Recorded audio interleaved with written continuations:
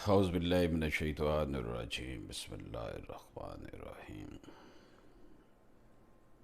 اللہم صلی علی محمد وعلی آل محمد کما صلیت علی ابراہیم وعلی آل ابراہیم انک حمید مجید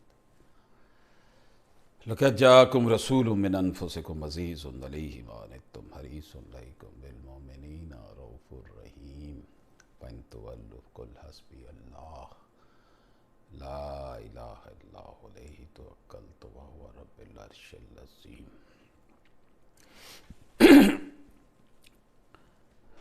میں اپنی بیٹیوں بہنوں سے مخاطب ہوں۔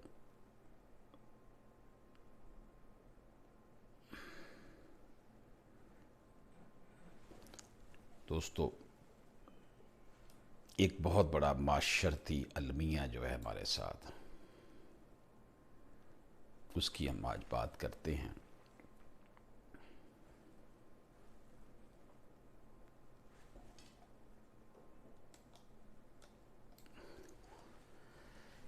میں لاہور ہائی کورٹ کے بار روم میں بیٹھا تھا کہ مجھے ایک کال رسیو ہوئی۔ دوسری طرف سے ایک خاتون کی آواز تھی۔ انہوں نے مجھ سے پوچھا کہ آپ اشرف عاصمی ایڈوکیٹ ہیں، میں نے آپ کو ایک میسیج کیا ہے، میں آپ سے بات کرنا چاہتی ہوں۔ اس خاتون کا کہنا تھا کہ وہ یونیورسٹی میں پروفیسر ہے اور اس کا باپ ایک انتہائی مذہبی شخصیت ہے اور مذہبی جماعت کا سرکردہ رہنما بھی ہے اور بہت زیادہ صدقہ خیرات بھی کرتا ہے، لیکن اس نے سارا کچھ اپنے بیٹوں کو دے دیا ہے اور بیٹیاں جو ہیں وہ محروم ہیں۔ باپ حیات ہے، 90 سال اس کی عمر ہے، لیکن وہ بیٹیوں کو، بعض بیٹیاں تو اتنی بری حالت میں ہیں کہ ان کے پاس دوائی لینے کے لیے پیسے نہیں ہوتے۔ ایک بیوہ بھی ہے، ایک کا خامن جو ہے وہ ٹیکسی چلا رہا ہے اور بیٹے جو ہیں وہ اربوں خربوں پتی ہیں، شاپنگ کے لیے باہر کے ملک جاتے ہیں، ان کے بچے باہر کے ملکوں میں پڑھ رہے ہیں۔ بیٹیاں جب کہتی ہیں کہ ہمارے اوپر کوئی رحم کیا جائے تو باپ کہتا ہے کہ بس تاڑا بیاہ کرتا ہے تو اسے ہم فارغ ہو۔ یہ جو تکلیف ہے، یہ جو دکھ ہے، یہ بڑا عجیب و غریب معاملہ ہمارے معاشرے میں بن گیا ہوا ہے۔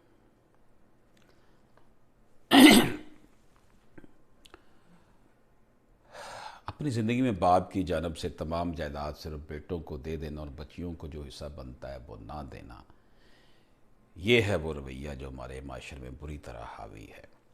بیٹیوں کو باپ اپنی زندگی میں ہی اپنے ہر قسم کے اثاثہ جات سے اگر محروم کر دیتا ہے اور گفٹ کے نام پر، ہبہ کے نام پر سارا کچھ بیٹوں کے حوالے کر دیا جاتا ہے۔ ہمارے ہاں یہ انداز فکر ہے کہ خواتین کی شادی اپنے سے کم مالی حیثیت والے کے ساتھ کی جاتی ہے۔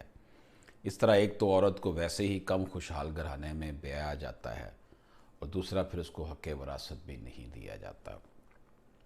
اس طرح اس عورت کے بچے بھی معاشی طور پر کمزور ہوتے ہیں، جس سے ان کی اپنے ننھیال کے ساتھ رشتہ داری نہیں ہو پاتی، یا پھر سٹیٹس کا بہت فرق نمایاں ہو جاتا ہے، جس سے معاشرتی اونچ نیچ کی خلیج بڑھتی چلی جاتی ہے۔ موجودہ دور میں رویوں کے حوالے سے ہم بات کرتے ہیں کہ اگر باپ اپنی جائیداد بیٹوں کو دے دیتا ہے اور بیٹیوں کو کچھ نہیں دیتا تو ان حالات میں وہ اپنی زندگی میں خود ہی اپنے لیے جہنم کا سودا کر لیتا ہے۔ ہماری پارلیمنٹ، ہماری عدالت عظمیٰ اس حوالے سے کوئی واضح احکامات جاری کیوں نہیں کرتے؟ قرآن سے شادی کے حوالے سے تو قانون سازی کر دی گئی اور اس کے لیے 10 سال قید اور 10 لاکھ روپے جرمانہ رکھا گیا ہے۔ اسی طرح اگر باپ اپنی جائیداد اپنی زندگی میں ہیلے بہانوں سے ہبہ اور گفٹ کے نام پر بیٹوں کو دے دیتا ہے اور بچیوں کا جو حصہ بنتا ہے وہ نہیں دیتا، یہ حالات ہمارے ملک میں بنے ہوئے ہیں۔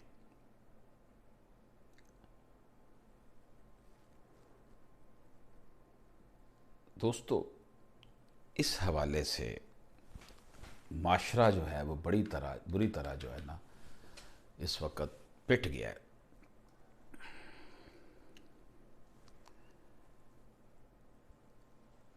اور یوں یہ صورتحال انتہائی بری طرح معاشرے کو نقصان پہنچا رہی ہے۔ قرآن پاک کی 3 آیتیں وراثت کی تقسیم کی تفصیل بتاتی ہیں۔ وہ یہ ہیں: تمہاری اولاد کے بارے میں اللہ تمہیں ہدایت کرتا ہے کہ مرد کا حصہ 2 عورتوں کے برابر ہے۔ اگر میت کی وارث 2 سے زائد لڑکیاں تو انہیں ترکے کا 2/3 دیا جائے، اور اگر ایک ہی لڑکی وارث ہو تو آدھا ترکہ اس کا ہے۔ اگر میت صاحب اولاد ہو تو اس کے والدین میں سے ہر ایک کو ترکے کا 6واں حصہ ملنا چاہیے، اور اگر وہ صاحب اولاد نہ ہو اور صرف والدین ہی اس کے وارث ہوں تو ماں کو 3واں حصہ دیا جائے، اور اگر میت کے بھائی بہن بھی ہوں تو ماں 6 حصے کی حقدار ہوگی۔ یہ سب حصے اس وقت نکالے جائیں گے جب وصیت جو میت کی ہو پوری کر دی جائے اور قرض جو اس پر ہو ادا کر دیا جائے۔ تم نہیں جانتے کہ تمہارے ماں باپ اور تمہاری اولاد میں سے کون باللحاظ نفع تم سے قریب تر ہے۔ یہ حصے اللہ نے مقرر کر دیے ہیں، اور اللہ یقیناً سب حقیقتوں سے واقف اور ساری مصلحتوں کا جاننے والا ہے۔ یہ سورۃ النساء کی آیت نمبر 11 ہے۔ جو مال تمہاری عورتیں چھوڑ مریں اس میں تمہارا آدھا حصہ ہے، بشرطے کہ ان کی اولاد نہ ہو۔ اگر ان کی اولاد ہو تو اس میں سے جو چھوڑ جائیں 1/4 تمہارا ہے۔ اس وصیت کے بعد جو وہ کر جائیں یا قرض کے بعد، اور عورتوں کے لیے 1/4 مال ہے جو تم چھوڑ کر مرو، بشرطے کہ تمہاری اولاد نہ ہو۔ پس اگر تمہاری اولاد ہو تو جو تم نے چھوڑا اس میں سے ان کا 8واں حصہ ہے۔ اس وصیت کے بعد جو تم قرض ہو یا قرض کے بعد، اور اگر وہ مرد یا عورت جس کی یہ میراث ہے باپ بیٹا کچھ نہیں رکھتا، اس میت کا ایک بھائی یا بہن ہے تو دونوں میں سے ہر ایک کا 6واں حصہ۔ پس اگر اس سے زیادہ ہوں تو 1/3 میں سب شریک ہے۔ وصیت کی بات جو ہو چکی ہو یا قرض کے بعد، بشرطے کہ اوروں کا نقصان نہ ہو۔ یہ اللہ پاک کا حکم ہے، اللہ جاننے والا تحمل کرنے والا ہے۔ سورہ النساء آیت نمبر 12 تھی یہ جی۔ آگے سورہ نساء 176 کہتی ہے جناب، وہ تجھ سے فتویٰ مانگتے ہیں کہہ اللہ، وہ تم سے فتویٰ مانگتے ہیں کہ اللہ تمہیں کلالہ والدین اور اولاد کے بغیر کے متعلق فتویٰ دیتا ہے۔ اگر کوئی مرد مر جائے جس کی اولاد نہ ہو مگر اس کی ایک بہن ہو تو اسے ترکے کا نصف ملے گا۔ اگر بہن پہلے مرے تو وہ مرد خود اس کا وارث ہوگا اگر اس کی بہن کی اولاد نہ ہو، اور اگر وہ 2 عورتیں ہوں تو ان کے لیے ترکے کا 2/3 حصہ ہوگا۔ اگر بھائی بہنوں میں کئی مرد اور عورتیں ہوں تو مرد کے لیے 2 عورتوں کے حصے کی مانند ہوگا۔ اللہ تم پر واضح کرتا ہے کہ تم بھٹک نہ جاؤ، اور اللہ ہر بات کو جانتا ہے۔ دوستو یہ قرآن پاک کے احکامات ہیں جن میں چوں چاں نہیں ہو سکتی۔ قرآن مجید نے لڑکیوں کو حصہ دلانے کا اس قدر اہتمام کیا ہے کہ لڑکیوں کے حصے کو اصل قرار دے کر اس کے اعتبار سے لڑکوں کا حصہ بتلایا ہے۔ مثلا 2 لڑکیوں کے 1 لڑکے کے حصے بقدر فرمایا گیا ہے۔ یہ بات ملحوظ رہے کہ لڑکیوں کو میراث سے محروم کرنا اور ان کو جو میراث سے حصہ ملتا ہے وہ لڑکوں کا آپس میں تقسیم کر لینا، جیسا کہ ہمارے یہاں اکثر یہی ہوتا ہے، یہ سخت حرام ہے۔ بہنوں پر ظلم ہے اور قانون خداوندی سے بغاوت ہے۔ اگر کسی فرد یا جماعت یا پنچایت یا ملک کے حکام اپنے مروجہ قانون کے مطابق لڑکوں کو ہی مرنے والوں کی میراث تقسیم کر دیں، لڑکیوں کو محروم کر دیں، تو اس طرح سے لڑکوں کے لیے شرعاً بہنوں کا حصہ لینا حلال نہ ہوگا۔ اللہ تعالیٰ نے لڑکیوں کے حصہ کی اہمیت بیان کی ہے، یعنی لڑکوں کا حصہ علیحدہ سے بتلایا ہی نہیں گیا بلکہ لڑکیوں کا حصہ بتاتے ہوئے لڑکوں کا حصہ بتایا گیا ہے۔ غیر منقسم ہندوستان میں جب انگریزوں کا تسلط تھا اور انہیں کا قانون رائج تھا، اس زمانے میں ایک مسلمان انگریز مجسٹریٹ کے یہاں اپنے باپ کی میراث تقسیم کرانے کے لیے گیا اور اس سے کہا آپ انگریزی قانون کے مطابق تقسیم کرتے ہیں۔ مجسٹریٹ نے کہا چونکہ میں سرکاری ملازم ہوں اس لیے میں اس طرح تقسیم کروں گا جیسے آپ کہہ رہے ہیں، لیکن میرا سوال یہ ہے کہ آپ مسلمان ہوتے ہوئے قرآن کے مطابق کیوں تقسیم نہیں کراتے؟ قرآن میں تو آدھی سطر سے بھی کم میں لڑکوں اور لڑکیوں دونوں کا حصہ بیان فرما دیا ہے۔ آپ قرآن کے لفظ کو تو ماننے کے لیے تیار نہیں۔ یہ قرآن ماننے کا کون سا طریقہ؟ مسلمان صاحب اپنا سا منہ لے کر رہ گئے۔ بعض لوگ بہنوں کو ایسا یوں کہہ کر دبا لیتے ہیں کہ وہ لیتی ہی نہیں یا انہوں نے معاف کر دیا ہے۔ اگر واقعی سچے دل سے معاف کر دے تو وہ معاف ہو جاتا ہے، لیکن اگر انہوں نے اوپر کے دل سے معاف کر دیا تو اس سے معاف نہیں ہوگا۔ اگر بہنوں کو بتا دے کہ تمہارا اتنا حصہ ہے اور وہ اتنے اتنے ہزار روپے تمہارے حصے میں آ رہے اور باغ میں تمہارا اتنا حصہ اور مکان جائیداد اور زرعی زمین میں اتنا اتنا حصہ ہے، وہ سمجھ لیں کہ ہم اپنے حصے میں صاحب اختیار ہیں، معاف نہ کریں تو ہمارے بھائی ضرور ہمارا حصہ ہم کو دیں گے، اس کے باوجود معاف کر دیں تو یہ معافی معتبر ہوگی۔ اگر انہوں نے یہ سمجھ کر اوپر کے دل سے معاف کر دیا کہ ملنا تو ہے ہی نہیں، بھائیوں کا دل بھی کیوں برا کیا، اگر شوہر سے مخالفت ہوگی یا اس کی موت ہوگی تو ان کے بھائیوں کے ان بھائیوں کے پاس جانا پڑے گا، اس وقت بھائی برا مانیں گے اور بھابیاں تانا دیں گی، اس لیے مجبوراً زبانی طور پر معافی کر دیں۔ ایسی معافی کا کوئی اعتبار نہیں، کیونکہ یہ معافی جو ہے اندر کی خوشی سے نہیں کی۔ خلاصہ کلام یہ ہے کہ جو لوگ بہنوں کو حصہ نہیں دیتے اور وہ یہ سمجھ کر بادل نخواستہ شرما شرمی معاف کر دیتی ہیں کہ ملنے والا تو ہے ہی نہیں، تو یوں بھائیوں سے ضرور ناراضگی لیں، ایسی معافی شرعاً معافی نہیں ہوتی۔ ان کا حق بھائیوں کے ذمہ واجب رہتا ہے۔ یہ میراث دبانے والے سخت گناہ گار ہیں۔ ان میں سے بعض بچیاں نابالغ بھی ہوتی ہیں، ان کو حصہ نہ دینا دوہرا گناہ ہے۔ نبی پاک صلی اللہ علیہ وآلہ وسلم نے فرمایا 7 گناہوں سے بچو جو ہلاکت کا باعث ہیں۔ پوچھا گیا کہ کیا کیا؟ آپ صلی اللہ علیہ وآلہ وسلم نے فرمایا اللہ کے ساتھ شرک، جادو، بے وجہ قتل، سود خوری، یتیم کا مال کھا جانا، جہاد سے پیٹھ موڑنا، بھولی بھالی ناواقف عورتوں پر تہمت لگانا،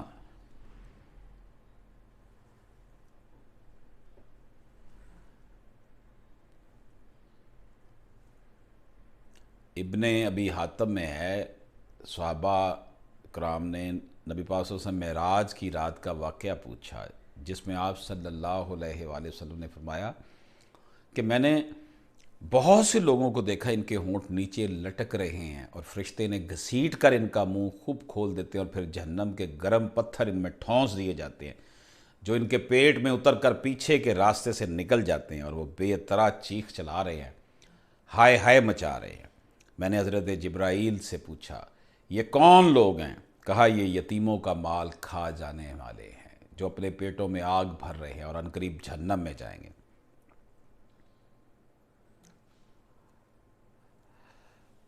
یتیم کا مال کھا جانے والا قیامت کے روز اپنی قبر سے اس طرح اٹھایا جائے گا کہ اس کے منہ، آنکھوں، نتنوں اور روئیں روئیں سے آگ کے شعلے نکل رہے ہوں گے، اور ہر شخص دیکھتے ہی پہچان لے گا کہ اس نے کسی یتیم کا مال ناحق کھا رکھا ہے۔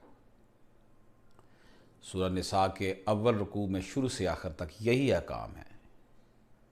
یتیموں کے اموال کی نگہداشت رکھنے، ان کے مال کو اپنا مال نہ بنا لینے، ان کے وراثت میں ملے اموال سے ان کو حصہ دینے کا حکم فرمایا، اور بڑا ہو جانے کے ڈر سے ان کا مال اڑا دینے میں جلدی کرنا، یتیم لڑکیوں سے نکاح کر کے مہر کم دینا یا ان کے مال پر قبضہ کر لینا وغیرہ، ان سب امور کی ممانعت فرمائی۔ آخر میں فرمایا کہ ناحق یتیم کا مال کھانا پیٹ میں آگ کے انگارے بھرنا ہے، کیونکہ اس کی پاداش میں موت کے بعد اس طرح کے لوگوں کے پیٹوں میں آگ بھری جائے گی۔ لفظ یاکلون استعمال فرمایا اور یتیم کا مال کھانے پر وعید سنائی گئی، لیکن یتیم کے مال کا جو ہے وہ استعمال کھانے پینے میں ہو یا برتنے میں ہو، یتیم کے مال کا ہر استعمال، خواہ وہ کھانے پینے میں ہو یا اس کی چیزیں استعمال کرنے میں، سب حرام اور باعث عذاب ہے۔ رشتہ داروں کی وراثت کا مال کھانا گناہ کبیرہ ہے۔ جو لوگ یتیم کی وراثت کھا رہے ہیں، اللہ پاک فرماتا ہے وہ آگ کے انگارے کھا رہے ہیں۔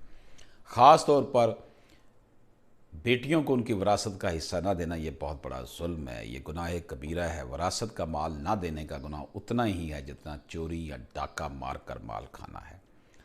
نبی پاک صلی اللہ علیہ وآلہ وسلم کا ارشاد ہے، کسی مسلمان کا مال اس کی مکمل دلی خوشی کے بغیر کھانا حرام ہے۔ بہنوں سے وراثت معاف کروا لی جاتی ہے، یہ بہت بڑا ظلم ہے۔ مال تھوڑا ہے یا زیادہ، وراثت لازمی جاری ہوتی ہے۔ جس طرح رشتہ داروں پر رحم کھانے کا ثواب بھی زیادہ ہے، اسی طرح رشتہ داروں کا مال کھانے کا گناہ بھی زیادہ ہے۔ سپریم کورٹ آف پاکستان کے جسٹس جواد ایس خواجہ نے وراثت کے ایک کیس کا فیصلہ سناتے ہوئے کہا تھا کہ ہمارے ہاں بیٹی اور بہن کو وراثت میں حصہ نہ دینے کا رجحان عام ہے، جو شریعت کے منافی اور اس کی حوصلہ شکنی کی ضرورت ہے۔ سبیل نامی خاتون کے بچوں کی وراثت کے بارے میں متحدہ عدلیہ کے ایک فیصلے کے خلاف جسٹس جواد ایس خواجہ، جسٹس سرمد جلال عثمانی، جسٹس اقبال حمید الرحمان پر مشتمل بینچ نے ریٹ کی سماعت کی اور متحدہ عدلیہ کا فیصلہ برقرار رکھتے ہوئے اس کے خلاف اپیل مسترد کر دی۔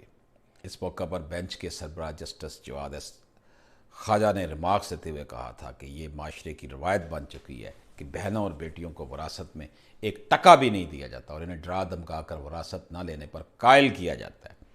زمینوں سے پیار کرنے والے اپنی وراثت بچانے کے لیے سگی بہنوں اور بیٹیوں کے وجود تک سے انکار کر دیتے ہیں۔ انہوں نے کہا کہ اسلامی معاشرے نے خواتین کو وراثت میں جو حقوق دیے ان سے کوئی انکار کی جرت نہیں کر سکتا۔ وقت آ گیا کہ بیٹیوں اور بہنوں کے حقوق کا تحفظ کیا جائے۔ اس حوالے سے ایک 498 ایک دفعہ بھی شامل کی گئی ہے کہ جو بیٹی بہن کا حصہ نہیں دیتا ان کے خلاف جو ہے وہ کیس ہو سکتا ہے اور 10 سال قید ہو سکتی ہے۔ دوستو، تجدید پاکستان میں 498 کا اضافہ کیا گیا جس میں خاتون کو حق وراثت سے محروم کیے جانے کے لیے 10 سال قید اور 10 لاکھ روپے جرمانہ کی۔ پاکستانی معاشرے میں اس طرح کے قوانین کی اہمیت اس لیے نہیں ہوتی کہ ان کا طلاق ہونا بہت مشکل ہے۔ جس طرح کا سماجی ڈھانچہ پاکستان کا ہے، اس طرح کے سماجی ڈھانچے میں بہت مشکل ہے کہ ایک خاتون اپنے حق وراثت کے لیے اپنے بھائیوں کے خلاف عدالت میں جائے۔ لیکن اس قانون کے بننے اور اس کے نفاذ سے وقت کے ساتھ ساتھ ضرور تبدیلی آئے گی، جب خواتین یا ان کے وارثان اپنی والدہ، دادی، نانی کے حق وراثت کے لیے قانونی جنگ لڑیں گے۔ اس حوالے سے خصوصی عدالتیں قائم ہونی چاہیے جہاں پر صرف خواتین کے حق وراثت کے معاملات نپٹائے جائیں، تو یقینی طور پر اس سے معاشرے میں اچھا رجحان پیدا ہوگا۔ ہمارے معاشرے میں عام طور پر دیکھا گیا کہ خواتین کو وراثت میں سے حصہ نہیں دیا جاتا، اور یہ بھی ہمارے ہاں رسم ہے کہ خواتین کی شادی اپنے سے کم حیثیت والے لوگوں میں کی جاتی ہے۔ دوستو، ہماری یہ جنگ جاری ہے اللہ کے فضل و کرم سے، اور انشاءاللہ تعالی اللہ کے فضل و کرم سے ہم حق کے ساتھ ہیں۔ شاخ تمنا ہری ہے، جلی تو نہیں۔